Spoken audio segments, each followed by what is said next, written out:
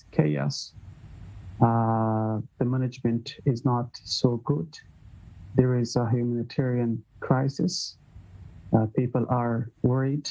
And like you mentioned, there are some reports about attacks coming from extremist groups, which is further deteriorating the situation.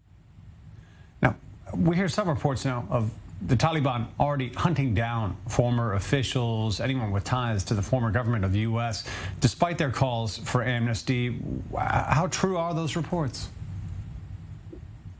We have heard similar reports. We have heard stories of the people that were targeted, but this is not the way forward.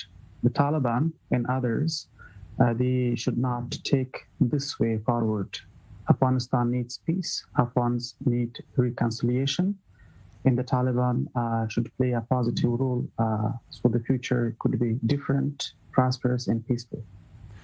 Now, we're questioning how much territory the Taliban actually controls at this point. We understand they're in Kabul and they work their way across the country, but we're hearing emerging reports about a forming type of insurgency in some northern districts.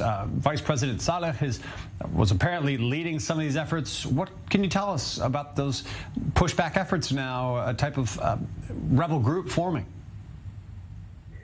There is a resistance in some areas, primarily in Panjshir. In the north, people are resisting.